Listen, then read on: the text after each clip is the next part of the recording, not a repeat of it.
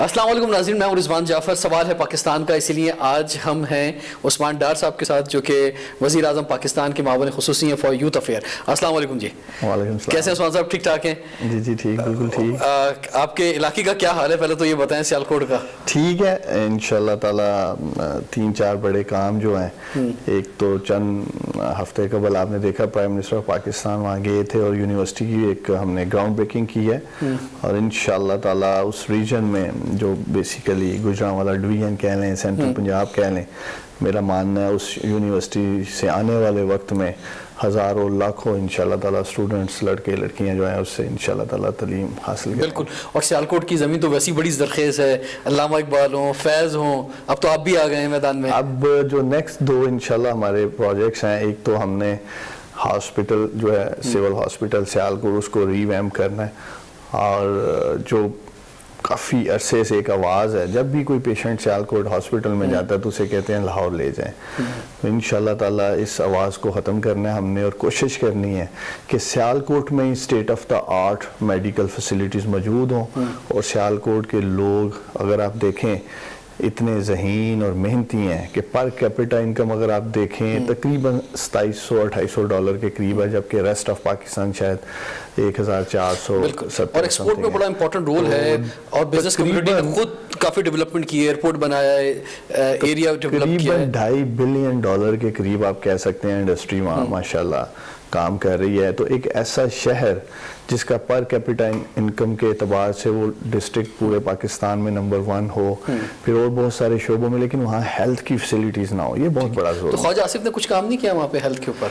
देखिए मैं खैर उन पे बात नहीं करना चाहता, लेकिन ये है कि अल्लाह ताला ने हमें मौका दिया है और मेरी कोशिश होगी कि हम सियालकोट के लिए कुछ करें। जैसे एजुकेशन पे मैंने आपको बताया, हेल्थ पे करने जा रहे हैं और रोज़गार के लिए मेरा मिशन है कि सियालकोट में इंडस्ट्रियल पार्क बनना चाहिए। सियालकोट इंडस्ट्रियल पार्क जिसमें हमारी SMEs जो तकरीबन पाकिस्तान में सबसे ज़्यादा SMEs जो हैं वो सियालकोट में हैं, उनको कंप्लायंस के इशू हैं। आप देखें गली मोहल्लों में वहाँ लोग काम कर रहे हैं, एक्सपोर्ट कर रहे हैं, उनको मैं चाहता हूँ कि वो मेन स्ट्रीम में आए, उनको एक प्लेटफॉर्म दिया जाए वहाँ और वो एक्सपोर्ट बढ़ाने में भी किरदार अदा करेंगे। और यही $2.5 बिलियन की एक्सपोर्ट अगले 5 से 10 साल में आप देखेंगे $5-7 बिलियन। अच्छा, मुझे ये फरमाएं कि ये जो आप अभी बात कर रहे हैं ये बड़ी अच्छी बात, यानी ये तो वैसे ही मैंने आपका हाल पूछा सियालकोट का और इतना प्रोग्रेस आपने बता दी। आप इतने टीवी शोज़ में जाते हैं, मैंने देखा कि विंडोज़ जो हमारी बनी होती हैं, मैं खुद भी करता हूँ, स्टूडियो से शो करता हूँ कि ना PTI, PP, PMLN, वहाँ पे सिर्फ एक दूसरे पे इल्ज़ाम, ठीक है, और ख़ास तौर पे कि पिछली गवर्नमेंट पे इल्ज़ाम कि इन्होंने जो है करप्शन की, जो बेईमानी की, ये की। ये सवाल या ये प्रोग्रेस जो है ये सामने नहीं आ रही अगर कुछ करने भी जा रहे हैं तो? नहीं, देखिए मकसद ये है कि मैं नहीं चाहता कि हम पिछले माजी में ज़्यादा वक्त गुजारें और जैसे मैंने आपको कहा है कि आज अल्लाह ताला ने हमें चांस दिया है, अगर सियालकोट की हम बात कर रहे हैं तो मैं यही चाहूँगा कि हम उसकी बेहतरी की बात करें, वो एनर्जी उस तरफ जाए। मैंने ये अल्फाज आपके सुने नहीं अभी तक किसी प्रोग्राम के अंदर। मैं तो यही सुन रहा हूँ कि जरदारी साहब ने क्या किया, जो आप जैसे उनके खिलाफ गए, या नवाज शरीफ ने क्या किया, या करप्शन जो है, या जो है इनको अंदर करो, इनको बाहर करो। एक मेन चीज़ है जिसके ऊपर हम सब बात कर रहे हैं और उसका पूरी कौम को सामना है, वो है मुआशत। पाकिस्तान को तकरीबन 28,000 अरब के कर्जों के बोझ तले इन्होंने दबाया, हमने तो दबाया ही नहीं अभी। अगर करंट अकाउंट डेफिसिट चल रहा है जो हमें विरासत में मिला इस गवर्नमेंट को, वो भी इनका ही दिया हुआ है। अगर PIA तबाह है, रेलवे तबाह है, आपकी स्टील मिल तबाह है, रेडियो पाकिस्तान, PTV, कोई आप हुकूमती अदारा देख ले, कोई ऐसा अदारा हमें इन्होंने विरासत में इस गवर्नमेंट को नहीं दिया जो मुनाफा बख्श हो। तो फिर अभी इकोनॉमी की बात करते हैं, डॉलर खेलते हैं, महंगाई की बात करते हैं। आप बताएं PMLN की जब गवर्नमेंट आई थी 2013 में, तरीक साज बिजली के रेट बढ़े थे, डॉलर तब भी फ्लक्चुएट किया था। पी की गवर्नमेंट में देख लें 2008 में भी यही होता है। तो हम तो इनको सिर्फ ये कह रहे हैं कि आप हमारी अगर परफॉर्मेंस का मुआवजा करना है तो हमारे 5 माह इन दोनों गवर्नमेंट्स के पिछले 10 साल जो 5-5 साल रहे हैं उनका मुआवजा कर लें, उनका एनालिसिस कर लेते हैं। लेकिन इसलिए हमें माजी में जाना पड़ता है। अदरवाइज मैं आपको बताऊं, हमारा जो मुआवजा जो अपोजिशन कर रही है उसमें तो वो डॉलर रेट का कर रही है, उसमें तो वो तमाम बिल्स का कर रही है। इस वक्त जो महंगाई है, जो मईशत का हाल है, जो कर्जे हम लेते जा रहे हैं मुसलसल अपने कर्जे उतारने के लिए, चाहे वो उन्होंने चढ़ाए थे, तो लोग तो उसका मुआवजा कर रहे हैं। देखिए मैं इसी पे आ रहा हूँ, लेकिन जो बात समझने की ज़रूरत है कि हमने कौम से वादा किया था एहतसाब का, करप्शन फ्री पाकिस्तान का, और जिसने भी लूट मार इस मुल्क में की है उन लोगों के साथ ना NRO होगा और कड़ा एहतसाब होगा, वो आज कौम को होता नजर आ रहा है। हम गवर्नेंस पे भी ध्यान दे रहे हैं, एहतसाब तो करेंगे जिन लोगों ने एहतसाब करना है, जो एजेंसीज हैं, नैब है, FIA, जो भी मुल्क के अंदर एहतसाब करने वाली एजेंसीज मौजूद हैं, हमारा गवर्नेंस के ऊपर पूरा ध्यान है। आप देखें पाकिस्तान की इकोनॉमी जो है वो डॉलर बेस्ड है। 3 या 4 चीजें हैं जो आपके डॉलर को सपोर्ट इस इकोनॉमी को करेंगी। नंबर 1 के ऊपर आपकी एक्सपोर्ट है। हम चाहते हैं कि पाकिस्तान के एक्सपोर्ट आगे जाए, बढ़े, ताकि मईशत का पहिया चले, इंडस्ट्री चले, रोजगार इसी से जनरेट होगा, 1 करोड़ नौकरियों का जिसका हमने वादा किया है। तो उसकी पूरी ईमानदारी से, नेक नीति से कोशिश की जा रही है। और ये टाइम टेकिंग प्रोसेस, ये नहीं कि आप रातों रात आए हैं और जादू चले। दूसरी चीज देखें कि आपके मुल्क में पिछले 5 सालों में फॉरेन डायरेक्ट इन्वेस्टमेंट जो है वो ना होने के बराबर थी। और आप देख रहे हैं किस तरह से प्राइम मिनिस्टर पिछले 3 माह से तकरीबन वो चाइना गए हैं, वो सऊदी अरेबिया गए हैं, फिर वो दुबई गए, फिर अभी टर्की गए हैं, कतर से आए हैं। तो हर तरफ वो जा रहे हैं कि पाकिस्तान में जो फॉरेन डायरेक्ट इन्वेस्टमेंट है वो आनी चाहिए, वो उससे ही US डॉलर आएंगे पाकिस्तान में, जिसकी मैं बात कर रहा हूँ, डॉलर बेस इकोनॉमी। तीसरी आपकी फॉरेन रेमिटेंस है। फॉरेन रेमिटेंस को भी हम बेहतर करने के लिए, बढ़ाने के लिए उसके अंदर भी फ्लेक्सिबिलिटी लेके आ रहे हैं, ताकि जो तकरीबन $20 बिलियन लोग हुंडी से और दूसरे तरीकों से बेचते हैं वो भी डायरेक्ट बैंकों के थ्रू आए, ताकि पाकिस्तान को ज्यादा से ज्यादा फॉरेन एक्सचेंज मिले। तो पूरी कोशिश कर रही है नेक नीति से गवर्नमेंट कि डॉलर के ऊपर कंट्रोल किया जाए, जो हमारे फॉरेन रिजर्व्स हैं उनको बढ़ाया जाए ताकि इकोनॉमी स्टेबल हो सके। अब महंगाई की मैं बात कर लेता हूँ। ये आप तारीख उठा के देख लें पाकिस्तान की 70 साल, आखिरी साल 1.5 साल तकरीबन जो भी गवर्नमेंट जाने वाली होती है वो उसको आर्टिफिशियली मेंटेन करती है, ताकि महंगाई, एक तो हमारी कौम कहते हैं जी कौम की याददाश्त बड़ी कमजोर है ना, इसलिए वो कहते हैं भी करीब जाके आपने ना महंगाई करनी है, ना डॉलर बढ़ाना है, कुछ भी नहीं करना। 3-4 चीजें मेन 150 अरब रुपए का हसारा था गैस के ऊपर जब हमारी गवर्नमेंट आती है, 450 अरब का हसारा था एनर्जी के ऊपर, और US डॉलर था 129 रुपए का। आप चेक कर सकते हैं जब हमें गवर्नमेंट मिली है। तो अगर 138 पे चला गया है तो वो अभी भी वो वाली फ्लक्चुएशन नहीं है जिस तरह PPK और PMLN के दौर में हुई है। मैं तो इनको दोस्तों को आज भी चैलेंज करता हूँ कि हमारी 5 माह की जो परफॉर्मेंस है इनके पहले 5 माह से कंपेयर करेंगे तो वो आपको बेहतरी नजर आएगी। क्योंकि 10 साल पुरानी बात है, 5 साल पुरानी बात है PMLN की। इसलिए कौम को मैं बार बार याद करा रहा हूं कि आप अगर कहते हैं एक प्रोग्राम कर लेते हैं, जो तमाम जो ख्यालात हैं और ख्वाहिश और कोशिशें हैं बहुत अच्छी है, लेकिन ऐसा लग रहा है कि ये सब चीजें पकड़ने की कोशिश कर रहे हैं कि जनाब ये कंट्रोल हो जाए, इधर से भी कंट्रोल हो जाए, लेकिन वो हो नहीं पा रहा। मतलब चीजें जो है वो देखे ना, बस जब आपके घर का मुझे बताए ना, जब आपकी आमदन है 50,000 होगी, घर के खर्चे लाख होंगे, तो बेगम भी तो आपको पकड़ेगी ना, भाई आमदन बढ़ाओ, घर के खर्चे ज्यादा हैं, किस तरह चलेगा सिस्टम सिलसिला। तो इसी तरह हम कोशिश कर रहे हैं कि हमारे जो अखराजात हैं, रेवेन्यू हैं, उनका तवाज़न जो है ना वो बेहतर किया जाए। इसमें तो कोई शक व शुबा नहीं है ना। इसीलिए तो मैंने आपको कहा यही वजह है कि आपके तकरीबन सारे अदारे तबाह हाल पड़े हैं, उनके ऊपर कोई तवज्जो नहीं दी जा रही है। तो इंशाअल्लाह ताला हमारे तकरीबन तमाम मिनिस्टर्स हैं, बिजनेस कम्युनिटी से भी बहुत ज़्यादा मिलता हूँ और उनके साथ बहुत प्रोग्राम किए मैंने बिजनेस कम्युनिटीज़ के साथ, इन 5 महीनों में भी किए हैं। मार्केट में जो पैसा घूमता था, एक तो आपको पता है ब्लैक मनी था, चाहे वो कहीं से भी आ रहा हो, कैसे भी आ रहा हो वो, लेकिन जिस तरह जिस्म में खून गर्दिश करता है तो जिस्म चलता है, तो वो एक तो वो तरीक़ेकार था। दूसरा ये था कि बिजनेस कम्युनिटी खुद जो इन्वेस्ट करती थी और वहाँ पे मार्केट में लगाती थी तो वो चलता था। तीसरा हुकूमत जो खर्चा करती थी वो भी मार्केट के अंदर आता था, नीचे तक पहुँचता था। कुछ ऐसा महसूस हो रहा है गर्दिश जो रुक गई है, ये कहीं जो है ये फ्लो, जो पैसे का फ्लो जो घूमता था मुल्क के अंदर, वो कि अच्छी बात नहीं है कि ब्लैक मनी नहीं घूमे मुल्क के अंदर, लेकिन ये क्योंकि वो भी रुका है, नैब के भी रोल है उसके अंदर, तो वो एक नीचे तक उसका फर्क पड़ा है। गरीब आदमी अब डिस्टर्ब हो गया है, वो परेशान है, यार क्या हो गया। देखिए ये मैं समझता हूँ कि ये एक अपोजिशन की भी एक नैरेटिव बिल्डिंग है जी, के हालात खराब हो गए हैं, इंडस्ट्री तबाह हो गई है, सब कुछ रुक के रह गया है। मेरा मानना है आज भी पाकिस्तान में अगर आप माइनस प्लस करें जॉब का मिलना और जॉब का चले जाना, तो आज भी 2,500-3 हज़ार जॉब क्रिएट्स हो रही होंगी पाकिस्तान में। अगर ये नहीं हो रही तो ये मुल्क चल ही नहीं सकता, यहाँ तो हम सिविल वॉर की तरफ चले जाएंगे। तो ये कहना कि शायद सब कुछ रुक गया है, सब बिल्कुल नहीं है। ये ज़रूर है कि नई गवर्नमेंट जब भी आती है, इन्वेस्टर तबका जो है वो हमेशा देखता है इसकी डायरेक्शन क्या है, क्या पॉलिसीज आने लगी हैं, क्या विजन लेके ये आ रहे हैं, और हमारी गवर्नमेंट एक पूरा इकोनॉमिक विजन एजेंडा कौम के सामने रख रही है। मेरा मानना है कि इसके बाद पाकिस्तान में इंटरनल इन्वेस्टमेंट भी होगी जिसकी आप जिक्र कर रहे हैं, और इंटरनेशनल इन्वेस्टमेंट भी इंशाल्लाह ताला आएगी।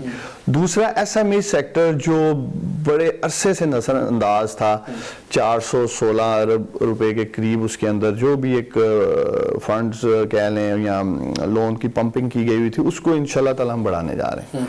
वो मेरा जहाँ तक ख्याल है, एक पूरा प्लान तैयार कर रहे हैं जिसमें हमारी कोशिश है कि ज्यादा से ज्यादा पैसा जो है वो एसएमईज को इंजेक्ट किया जाए। उसकी वजह क्या है, देखिए लार्ज स्केल इंडस्ट्री जो है वो इनोवेशन लेके आएगी, वो टेक्नोलॉजी लेके आएगी, उस तरह से जॉब क्रिएशन नहीं कर सकेगी जिसकी हमें ज़रूरत है। 1 करोड़ नौकरियां जो हम जनरेट करना चाहते हैं वो एसएमई सेक्टर से ही होंगी। इसलिए हमारी प्रायोरिटी है कि एसएमई सेक्टर को हम जो सॉफ्ट लोन्स जिनका उन्हें मुश्किलात का सामना भी रहा माजी में, उसमें बेहतरी लेके आए। और दूसरा सॉफ्ट लोन कहाँ से, बहुत सारे कमर्शियल बैंक इन्वॉल्व हैं, और उसके साथ जो स्टार्टअप्स हैं, यूथ के हवाले से मैं बात करूं, उसके ऊपर हम बड़ा संजीदगी से देख रहे हैं कि 5 से 7 ऐसे स्टार्टअप्स जिसको हम उस पैकेज का हिस्सा बनाएं और अपने मुल्क के नौजवानों को पूरा मौका दें। इस पे आपसे स्पेसिफिक बात करनी यूथ पर, लेकिन उससे पहले जरा 1-2 चीज़ें और। ये जो आप बात करते हैं कि जनाब नैब जो है इंडिपेंडेंट इदारा है, वो अपने तौर पे कर रहा है, एफआईए जो अपने तौर पे काम कर रहा है, अदालतें अपना काम कर रही हैं, लेकिन जब आप खुद जो है वो रिप्रेजेंटेटिव बन जाते हैं या खुद जो है वो कहने लग जाते हैं जनाब ये अंदर जाने वाला है, ये जो है इसने ये जो है बुरा काम किया था, तो वो जानिबदारी जो है वो चैलेंज हो जाती है और वो ऐसा लगता है कि जनाब ये सियासी इंतकाम लिया जा रहा है और कुछ नहीं हो रहा। देखिए रिजवान, जब हमें अपोजिशन वाले नैब के साथ नथी करने की कोशिश करेंगे और ये कहेंगे कि जी नैब के पीछे गवर्नमेंट है, तो फिर हमें गवर्नमेंट के दफा में अपने जो पॉलिटिकल स्टेटमेंट्स हैं वो तो फिर देनी पड़ेंगी। तो वो जो हमारी पॉलिटिकल प्रेडिक्शंस हैं या पॉलिटिकल स्टेटमेंट्स हैं उनको ये पकड़ लेते हैं जी कि ये नैब के तर्जमान बने हैं। मैं तो बहुत सारे टीवी प्रोग्राम्स में जो एंकर हैं उनसे ये रिक्वेस्ट करता हूं कि जब नैब के ऊपर प्रोग्राम होता है तो बेहतर है कि आप किसी नैब के स्पोक्स पर्सन को बुलाएं। गवर्नमेंट साइड से अगर हम आएंगे, हम बात करेंगे, फिर ऐसे ही लगेगा कि शायद हम नैब की तर्जमानी कर रहे हैं। लेकिन इसमें भी कोई दो राय नहीं है कि यही नैब थी, यही इदारे थे माजी में। आपके सामने क्या नूरा कुश्ती चलती रही उस मुल्क में, मुकमका होता रहा, और आज यही इदारे हैं एहतसाब कर रहे हैं। तो अब आप जो है वो आसिफ अली जरदारी साहब को नाअहल करवाने वाले हैं। देखिए उनका ओपन एंड शट केस है। 3 उनकी चीजें बिल्कुल क्लियर है। एक न्यूयॉर्क का अपार्टमेंट है जो जिसके डॉक्यूमेंटेशन सर्टिफाइड डॉक्यूमेंटेशन है स्टेट डिपार्टमेंट न्यूयॉर्क की, उसके ऊपर कौंसल जनरल ऑफ पाकिस्तान जो न्यूयॉर्क में है उन्होंने भी ठप्पा लगा के दिया जी ये प्रॉपर्टी इनके नाम पे, जो इन्होंने अपने नॉमिनेशन पेपर्स में 2018 में डिक्लेयर नहीं किया। मिस डिक्लेरेशन का केस है। दूसरा वहाँ पार्किंग लॉट सामने आई है, तकरीबन $1,20,000 उसकी कीमत है। तीसरी चीज जो इनके पास 2 बुलेट प्रूफ मित्सुबिशी पिजेरोज हैं जिनकी मालियत करोड़ों रुपए है, और एक्साइज डिपार्टमेंट जो इस्लामाबाद में है उसने हमें बकायदा ये सर्टिफिकेट दे दिया है कि आज की तारीख में भी ये गाड़ियां आसिफ अली जरदारी साहब के नाम है, वो भी इन्होंने डिक्लेयर नहीं की है जो इन्होंने लिस्ट दिया है। ओवरसीज प्रॉपर्टीज में इन्होंने सिर्फ अपनी दुबई की एक प्रॉपर्टी दिखाई है। और फिर उस तरह जो गाड़ियां आई और मोहम्मद अदरीस नामी शख्स ने जो टैक्स अदा किया 2010 में, वो टैक्स दिया जा रहा है जो इंपोर्ट ड्यूटी है, और मोहम्मद अदरीस साहब जो है उनका इंतकाल हो जाता है 2008 में। इसका जिसका जिक्र JIT रिपोर्ट में भी किया गया है। तो एक ऐसा शख्स जो 2008 में इंतकाल कर चुका है, उसके नाम से बेनामी अकाउंट में से टैक्स दिया जाता है, इंपोर्ट ड्यूटी दी जाती है, किस पैमाने की करप्शन हुई है रिजवान, ये देखने की बात है। कितनी अखलाकियात से घिरी हुई हरकतें हैं। पीपल्स पार्टी से बात की जा रही है, वो ये कह रहे हैं कि जनाब ये पहले जो है वो कराची में गए, खुर्रमशेर जमान वहाँ पे उन्होंने पेश की, उधर से वापस बात ले ली, अब यहाँ पर आ गए इस्लामाबाद के अंदर। तो ये तो अभी एक जो है इल्ज़ाम है, ये साबित नहीं हुआ, जब साबित होगा तो हम बात करें। देखिए JIT जैसे JIT है, JIT में भी एक रिपोर्ट आ गई है, अब 2 महीने का जब टाइम दिया गया है NAB को, तो जब वो साबित होगा तो वो कहेंगे जनाब हम मानेंगे। ये तो कोई किसी तरह की कोई भी रिपोर्ट बना सकता है। देखिए ये इल्ज़ामात कोई हम बगैर डॉक्यूमेंटेशन के नहीं लगा रहे हैं, सर्टिफाइड डॉक्यूमेंटेशन है जो साथ लगाई गई है, और मैं नहीं समझता आसफ अली जरदारी साहब इसे जुटला सकेंगे। मैं तो इंतज़ार में हूँ कि इसके दिफा में वो क्या सुप्रीम कोर्ट ऑफ पाकिस्तान में पेश करते हैं, और जिन फोरम्स की आप बात कर रहे हैं उन्होंने हमें यही कहा जी आप मुतलका फोरम्स पे जाएं। आज तक किसी ने हमें ये नहीं कहा है कि जी ये जो आप डॉक्यूमेंट्स लेके आए हैं ये वैलिड नहीं है या इनकी बुनियाद पे आप कोई केस दायर नहीं कर सकते हैं।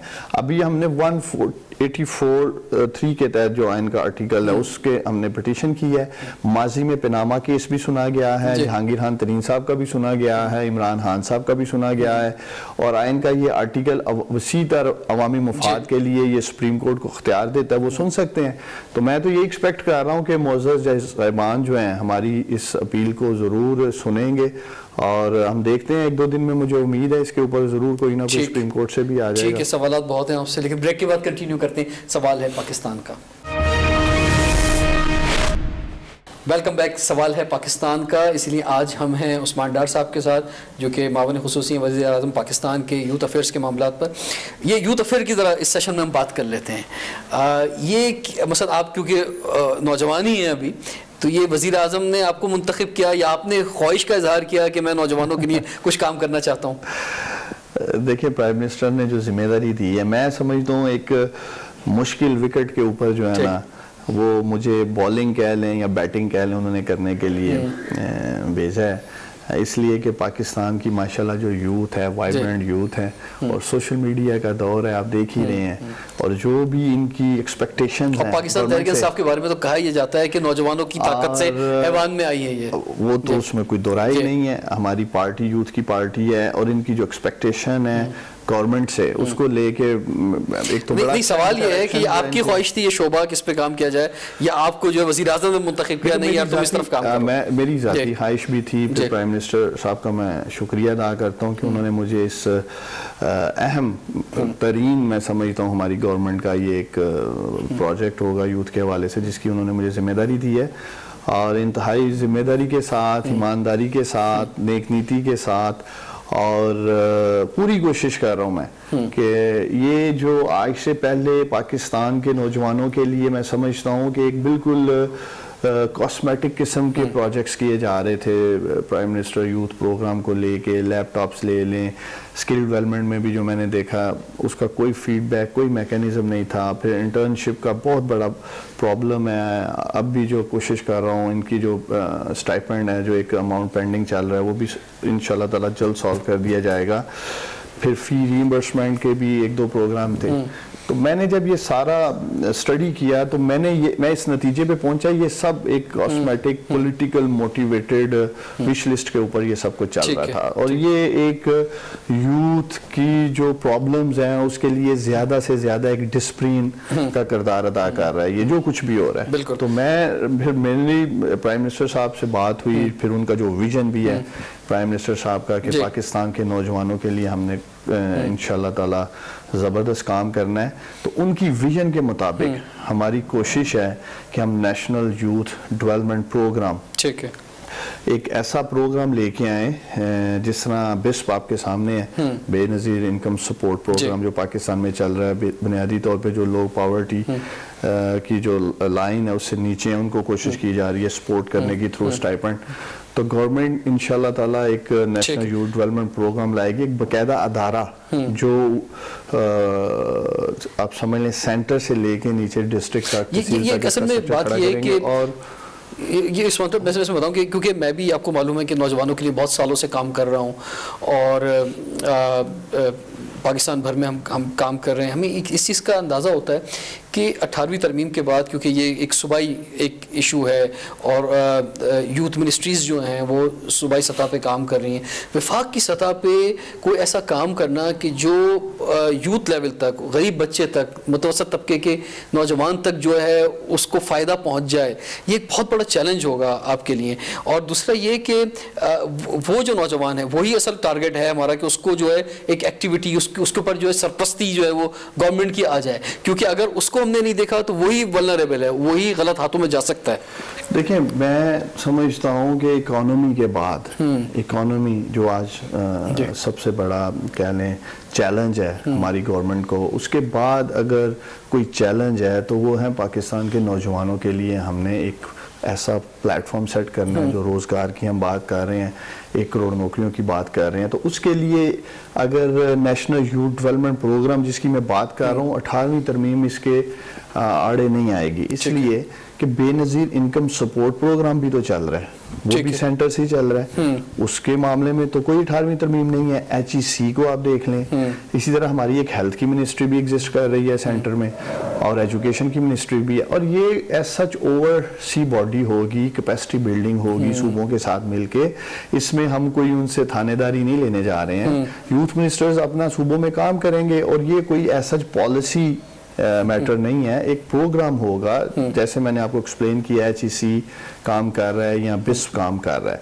मेरा मानना है कि पाकिस्तान के वो 65% नौजवान जिनकी आज आबादी 29 से नीचे है, एज से नीचे है, उनको एक ऐसे इंस्टीट्यूशन की ज़रूरत है जहां उनकी आवाज़ रजिस्टर हो, जहां उनके मसाइल सुने जाएं। आज उस्मान डार यहाँ बैठा है, कल मेरे आने से पहले यहाँ मरियम नवाज साहिबा भी इस प्रोग्राम पे काम कर चुकी हैं, फिर आज मुझे जिम्मेदारी मिली है, कल किसी और को मिलेगी, और जैसे मैंने आपको कहा ये फिर एक वाला ही है। अब मैं आया हूँ, मैं अपनी एक विश लिस्ट बना लूँ, जी लैपटॉप नहीं देने हैं या फलां काम करना है, तो बेहतर ये है कि एक ऐसा अदारा इंस्टीट्यूशन कायम किया जाए, बिल्कुल, जो कि बिल्कुल डीपोलिटिसाइज हो, उसका जो चेयरमैन है, उसका जो पूरा स्ट्रक्चर है वो मेरिट पे खड़ा किया जाए, और नौजवानों के जो मसाइल हैं, एजुकेशन को लेके, एम्प्लॉयमेंट को लेके, स्किल डेवलपमेंट को लेके, स्पोर्ट्स को लेके, सोशल एंगेजमेंट को लेके, वो पूरी स्ट्रेटजी को लेके वो इंस्टीट्यूशन काम करे।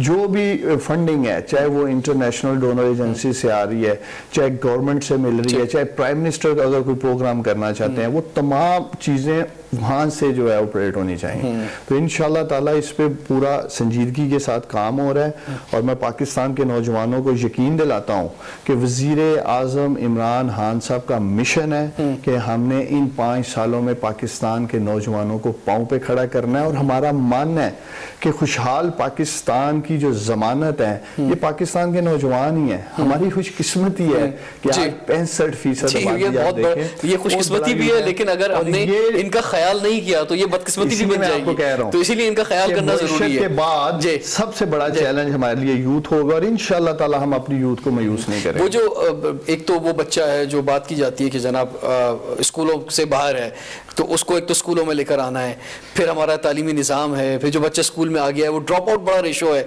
कि वो पढ़ नहीं पाता, फिर आपने ऐसे खुद जिक्र किया जो स्किल लर्निंग है या वोकेशनल ट्रेनिंग है उसका भी फुकदान है। तो बहुत सारे चैलेंजेस हैं कि उनको एक स्किलफुल बनाना है, उनको तालीम याफ्ता बनाना है बच्चों को, ताकि अपने कदमों पे खड़े हो सकें वो आगे आके। देखिए रिजवान, एक हकीकत है जिसे हमें तस्लीम करना होगा, गुज़श्ता 71 सालों में हम वेलकम बैक। सवाल है पाकिस्तान का, इसीलिए आज हमारे साथ हैं उस्मान डार साहब, मुआविन खुसूसी हैं वज़ीर आज़म पाकिस्तान के फॉर यूथ अफेयर्स। उस्मान डार साहब, कुछ ऐसा महसूस हो रहा है या पोजीशन शायद उसको ज़्यादा पोर्ट्रे करने में कामयाब हो रही है कि हुकूमत जो है वो संभल नहीं रही, कभी कहीं से लड़खड़ा रही है, कभी कहीं से, यानी ख़ासतौर पर पंजाब में आप देख लें जो ये वाक़या हुआ है साहिवाल का, इसकी जो मिस हैंडलिंग है इस पर बहुत ज़्यादा बात की जा रही है कि जो वज़रा हैं उन्होंने सही तरह इसको हैंडल नहीं किया, इसको जिस तरह हैंडल करना चाहिए था। इसी तरह से मुख्तलिफ चैलेंजेस हैं, लेकिन पहले ज़रा इस पे साहिवाल के वाक़े पे ज़रा आप अपने फरमाएं। रिजवान, इंतहाई अफसोसनाक वाक़या है, और अल्लाह ताला जो शोहदा हैं उनको जन्नतुल फिरदौस में जगह अता फरमाए, उनके जो लवाकीन हैं उनके ख़ानदान वालों से मैं पूरी हमदर्दी भी रखता हूँ, और अल्लाह ताला इनको सब्र व जमील अता फरमाए। देखें, इसमें मैं समझता हूँ कि जो गैर जिम्मेदाराना बयानात भी दिए गए जिनका आप जिक्र कर रहे हैं वो नहीं होना चाहिए था, लेकिन एक फर्स्ट हैंड इंफॉर्मेशन थी जिसकी बेस पे ये सारी स्टेटमेंट्स दी गई। लेकिन कम से कम आप गवर्नमेंट को इस बात का ज़रूर क्रेडिट दें कि वो FIR, आपको याद होगा ताहिरुल कादरी साहब को धरना देना पड़ा तो फिर जाके वो FIR होती है, और इस केस में FIR राइट वे कर दी जाती है, फिर एक GIT बना दी जाती है। तो माजी की अगर आप प्रैक्टिस देखें तो उसके मुकाबले में इस गवर्नमेंट का जो रिएक्शन टाइम था वो बहुत उसके मुकाबले में बेहतर था। लेकिन हमें जो पुलिस सिस्टम है पाकिस्तान में, मेरा मानना है कि ये जितने भी लॉ इन्फोर्समेंट एजेंसीज कह लें, इदारे कह लें, उनमें से सबसे अहम किरदार जो है वो पुलिस के महकमे का है। और यही वजह है कि हम बतौर पाकिस्तानी या पूरी दुनिया में लोग इंसाफ के हसूल के लिए अदालतों से पहले थानों के दरवाजे खटखटाते हैं। वैसे तो ये वाकया लेकिन होना नहीं चाहिए, ये भी एक तरही हकीकत है। मैं कौम के सामने रखना चाहता हूँ कि पिछले 70-71 सालों में जितना दीगर अदारे तबाह किए गए, पुलिस को भी अपने पाँव पे खड़ा नहीं होने दिया गया। इसमें पॉलिटिकल इंटरफेरेंस हुई, इसको रियासती मशीनरी के तौर पर इस्तेमाल किया गया, बिलखसूस पंजाब की पुलिस को। लेकिन उसके बावजूद मैं समझता हूँ कि पुलिस में बड़े बड़े अच्छे ऑफिसर मौजूद हैं। पूरे आप इंस्टीट्यूशन को तबाह नहीं कर सकते चंद लोगों की गलत कामों की वजह से। आज भी कम वसाइल के साथ पंजाब पुलिस हो, दीगर सूबों की पुलिस हो, बड़ा अच्छा परफॉर्म कर रही है।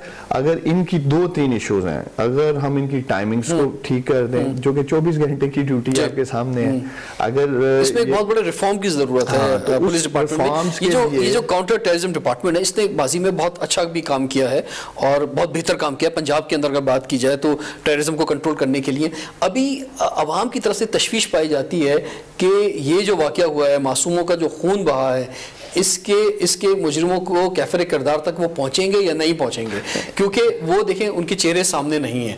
नहीं मालूम कौन से 6 लोग जो हैं वो दूसरे कोई लोग जो पता चला, मुझे तशवीश है कि वो पता चला कोई और जो है वो सामने आ जाए।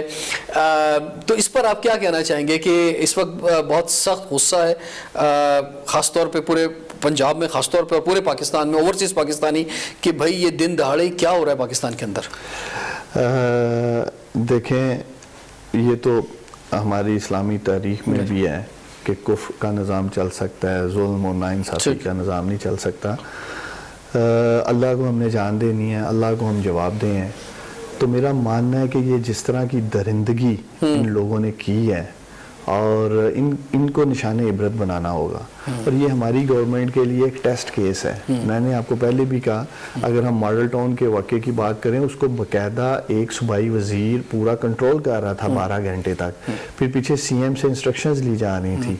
ये जो वाक़या है साहिवाल वाला, ये एक ऐसा कोइंसिडेंस हुआ कि वहाँ आप लैक ऑफ इंफॉर्मेशन कह लें, इंटेलिजेंस फेलियर कह लें, जो भी है।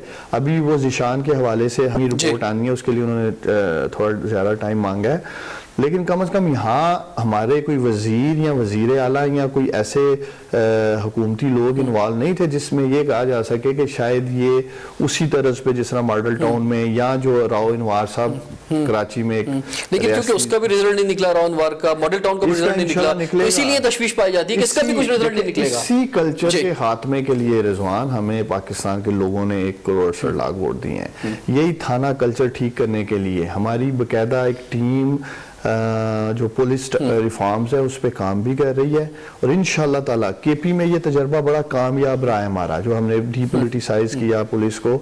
इंशाअल्लाह ताला इसमें नहीं कि पंजाब की पुलिस में बहुत ज़्यादा इंटरफेरेंस रही है, इवन SHOs तक जो है पंजाब के अंदर, और जो सिपाही हैं थानों के अंदर, वो सियासी बुनियादों पे लगाए जाते रहे हैं। तो इसलिए हमें यहाँ ज़्यादा मुश्किलात का सामना है, ज़्यादा बड़े चैलेंजेस हैं पुलिस की रिफॉर्म्स में और पुलिस स्ट्रक्चर को ठीक करने के लिए, लेकिन इंशाअल्लाह ताला ठीक करेंगे और ये सही वाले वाक़े पे, मेरिट पे इंशाअल्लाह ताला काम हो। ये लोग जो भी मुलव्वस हैं, मैं यकीन दिलाता हूँ, जिस इमरान खान को मैं जानता हूँ, वो इनको निशाने इबरत बनाए। बस आखिरी सवाल वेरी क्विक, कि बहुत सारे चैलेंजेस, जैसा पुलिस की बात कर रहे हैं, इस तरह हर इदारे का बुरा हाल है। सियासी भर्तियाँ, डीमेरिट, प्रोग्रेस नहीं है, रिजल्ट्स नहीं है। तो जो मुल्क का एक बड़ा तबका है जो शऊर रखता है, जो थिंकर्स हैं, वो ये कहते हैं कि भाई ये चोर डाकू ठीक है पकड़ने के चक्कर में ऐसा लग रहा है कि जो करप्शन वाला मामला है इसमें ये पूरी गवर्नमेंट लग गई है, और आप लोग भी टेलीविजन पे यही बातें करते हुए लगते हैं। ये आप भी अपने नायब हो, चाहे FI हो, चाहे जितने भी इदारे इसके अंदर इन्वॉल्व हैं, आप भी इनको पहले इंडिपेंडेंट हैं, ये आप जैसे कहते हैं इनको इंडिपेंडेंट ही रखें, आप इस प्रोग्रेस पे आए, इंस्टीट्यूशन को बेहतर करने पे लग जाएं, ताकि इंस्टीट्यूशन बेहतर होंगे तो चीजें खुद ब खुद बेहतर हो जाएंगी। और इमरान खान साहब बहुत अच्छी बात कहते थे और हमेशा उनकी तकारीर बड़ी जबरदस्त रही है कि भाई जो है वो बड़ा जो है वो छूट जाता था, छोटा पकड़ा जाता था। तो अब ये है कि जब इंस्टीट्यूशन जो है वो न्यूट्रल होंगे, मेरिट पर होंगे और वो सबके लिए बराबर होंगे, तो ये आप एक अच्छी रिवाज छोड़ के जाएंगे आगे के लिए, पाकिस्तान इसी तरह बेहतर होगा। देखिए रिजवान, ट्रस्ट में हमारे जितने भी वफाकी और सूबाई वज़रा हैं कमिटेड हैं, वो अपने जो उनकी वजारतें हैं उनमें रिफॉर्म्स पे भी काम कर रहे हैं, और उनके लॉसेस जो अदारे उनके नीचे नुकसान कर रहे हैं माजी में आपके सामने हैं, बेशुमार ऐसे अदारे हैं, उनको प्रॉफिट में कैसे लाना है अगले 1 साल में, 2 साल में, 3 साल में, उस पर बाकायदा काम किया जा रहा है। और जो एक पॉलिटिकल इंटरफेरेंस की बात थी इंस्टीट्यूशंस की, आप आए डिस्ट्रिक्ट सियालकोट में, मैं आपको दावत देता हूँ, आप आके प्रोग्राम करें और आपको इंशाल्लाह ताला ये सुनने को नहीं मिलेगा कि यहाँ पाकिस्तान तरीके इंसाफ की जो लीडरशिप है, चाहे वो पुलिस का मामला है, चाहे वो DC साहब के नीचे भी जितने अदारे हैं उनके साथ कोई हम ऐसा कोई पटवारी के लिए या ज़मीनों के कब्जे के लिए कोई ऐसा मामला चल रहे हो, आपको कोई ऐसी आवाज़ सुनने को नहीं मिलेगी। हम खुद चाहते हैं कि मेरिट नाफज होना चाहिए, और जो लोग भी हैं जिन्होंने ज़िंदगी में मेहनत की है, चाहे वो तालीम के मैदान में की है, चाहे वो अपने ये क्या कहते हैं काम करने के लिए जॉब के लिए वो करें किसी भी शोबे में, तो उनको मेरिट के ऊपर जो भी इंशाल्लाह ताला भर्तियां वहाँ की भी जा रही हैं। उस्मान डार साहब, हम क्योंकि कराची में रहते हैं, थोड़ा आपसे दूर हैं लेकिन दिल के करीब है गवर्नमेंट के, जो जहाँ अच्छा काम होगा तारीफ होगी, जहाँ कहीं कोई मसला आएगा तनकीद होगी, और कोशिश करते रहेंगे कि इस्लामाबाद में भी आपसे मिल सके और आपको कराची भी बुला सकें। बहुत मेहरबानी, thank you very much. Rizwan Jafar को इजाज़त दीजिए, सवाल है पाकिस्तान का।